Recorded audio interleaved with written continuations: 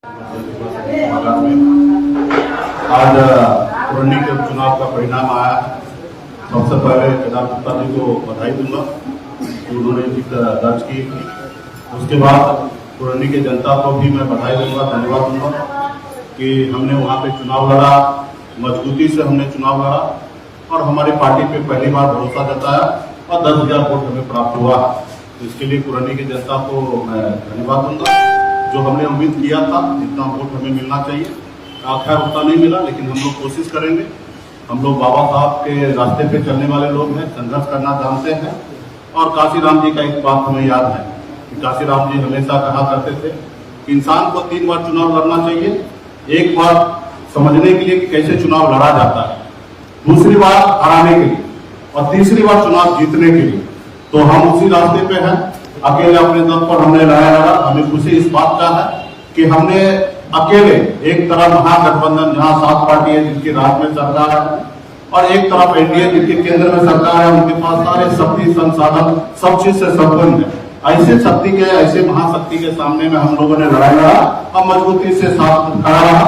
और मुझे खुशी इस बात है कि निषाद समाज जो पार्टी का कोर वोट है वो मजबूती से वीआईपी पार्टी के हक अधिकार के लिए खड़ा है। कोई भी पार्टी ये साबित कर दे कि 2000 भी निषाद का वोट हमें मिला होगा, चाहे महागठबंधन हो या एनडीए हो, तो वो जो कहेंगे वो मैं करने के लिए तैयार हूँ। तो ये निश्चित हो गया कि एक महिला का बेटा संघर्ष करने के लिए मैदान में उतरा और अपने हक अधिकार के लिए लड़ाई लड़ा और पूरे बिहार के निषाद खास करके महिला का बेटा वीआईपी पार्टी के साथ है।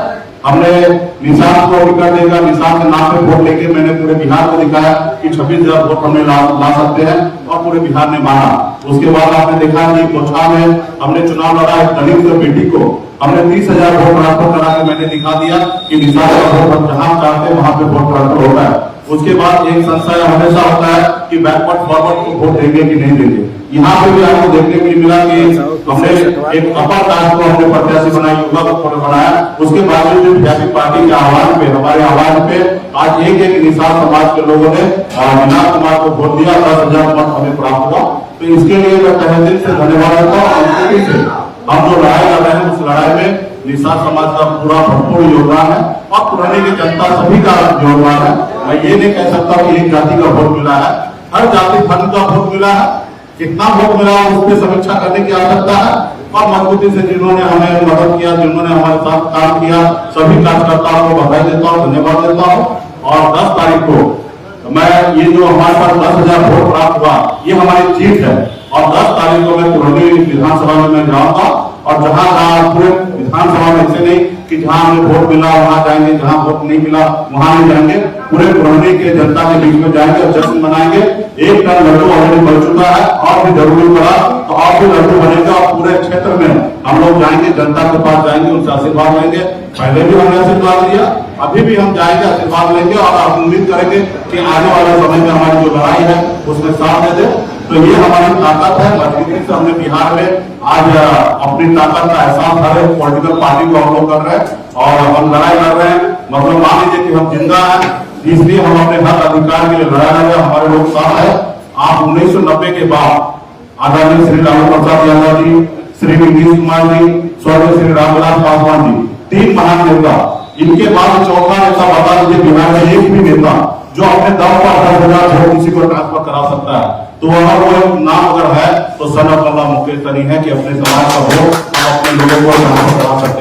और हर वक्त में मैंने करा दिखा दिया, हमने अपने समाज में भी दिखा दिया, हमने दलित समाज को ट्रांसफर करा के दिखा दिया और आज तो मैंने अपर कास्ट को ट्रांसफर करा के दिखा दिया।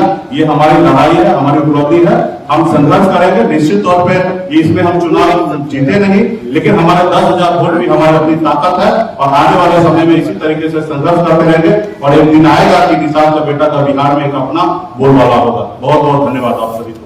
मुकेश जी, आप इस बार जो चुनाव लड़े किस लिए लड़े? आप बोले कि 3 बार चुनाव लड़ने के लिए, इस बार किस लिए लड़े? नहीं, निश्चित तो देखते जब तक हम चुनाव जीतेंगे नहीं तब तक लड़ाई लड़ते रहेंगे।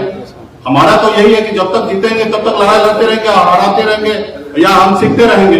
जब तक जीतेंगे नहीं तब तक छोड़ते नहीं रहेंगे। तो राजनीति में हम हैं और 10,000 वोट आप मान लीजिए। हमने आपको आंकड़ा दिया कि 1990 के बाद आज तक आदरणीय श्री लालू प्रसाद यादव जी, नीतीश कुमार जी, स्वर्गीय श्री रामविलास पासवान जी, ये तीन महान नेता के बाद चौथा नाम बता दीजिए। आप लोग बिहार के जनता से भी बीच में रख रहा हूँ, आपके बीच में बात कर रहा हूँ, कोई एक चौथा नाम बता दीजिए जो अपने दम पर, बाबूजी के दम पे नहीं, अपने दम पर 10,000 वोट, 20,000 वोट, 30,000 वोट किसी प्रत्याशी को दिलाता हो। एक नाम बता दीजिए, वो एक नाम है मुकेश सहनी। आपके चुनाव लड़ने से नुकसान किसको हुआ? बीजेपी को हमें हुआ है? देखिए, किसका नुकसान हुआ, किसका फायदा हुआ, मुझे नहीं देखना है। हमने जो जीता उनको भी हमने बधाई दिया है। हमने पहले भी कहा कि हम एक तरफ भारत सरकार के पूरे शक्ति के सामने में हमने लड़ाई लड़ा और केंद्र सरकार के शक्ति के सामने में हम अकेले लड़ाई लड़ा, और निश्चित तौर पे वो हमने अपने आप को साबित किया। यहाँ पे हमारी लड़ाई किसी से नहीं है, हमारी लड़ाई है कि हमें अपना मान सम्मान अधिकार मिले। आज हमने देखा कि सुशील मोदी जी ने प्रेस कॉन्फ्रेंस करके उन्होंने आरोप लगाया कि मुकेश सहनी को किसी ने खड़ा किया। आप बताइए, जब हम समर्थन दे दिए तब संजय जायसवाल जी ने हम पे आरोप लगा दिया कि क्यों नहीं चुनाव लड़े, और आज जो चुनाव लड़े तो भी आरोप लगा दिए। तो भला वो लोग से ये पूछ लीजिए कि वो उनका मन और दिमाग है कहाँ।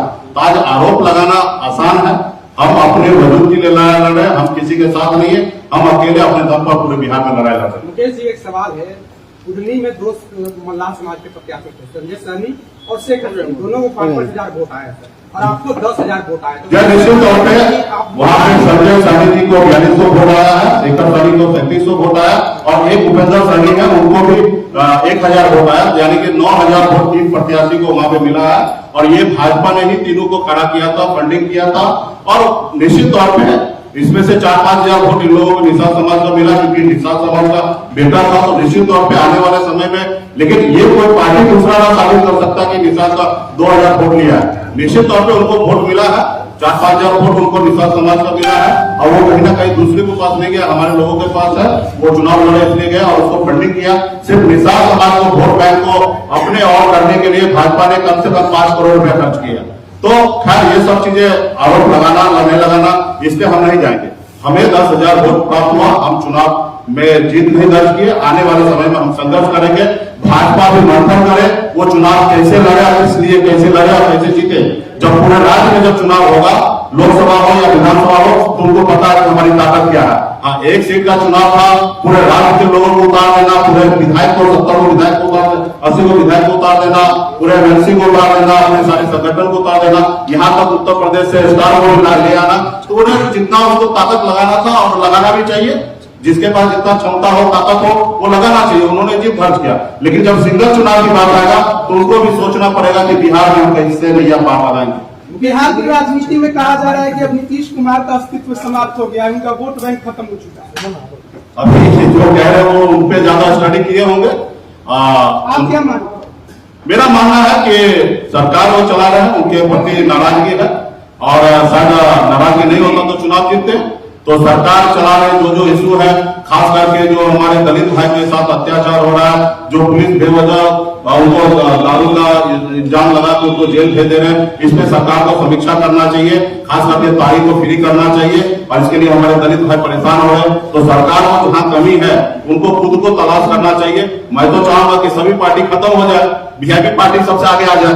हम थोड़े चाहेंगे कि जेडीयू पार्टी बड़ा स्केल पे रहे, हम भी चाहेंगे कि वो पार्टी खत्म हो जाए, उसकी जगह वीआईपी पार्टी ले ले। तो हर पार्टी का, लेकिन मेरा यही है कि नीतीश कुमार जी ने इतने 17 साल से जो भी काम किए उन पे उनको खुद को समीक्षा करना चाहिए। उनके पार्टी के लोग भी ये बात कह रहे हैं, तो ये कोई नई बात नहीं है, और उनको अपना समीक्षा करना चाहिए। 3,000 वोट से हारे हैं। मुकेश सहनी जी, सवाल ये है कि आपने कहा कि जब तक संपूर्ण हमारे पास ताकत नहीं आएगा तब तक हम लड़ते रहेंगे और हराते रहेंगे। आने वाला समय में आप देखिएगा बहुत ही अच्छा होगा। वीआईपी पार्टी को सोचना नहीं है। देखिए, मेरे पास कोई विरासत नहीं मिला था, ना ही मेरे हाथ में बहुत कुछ है जो मेरे हाथ से निकल चुका है।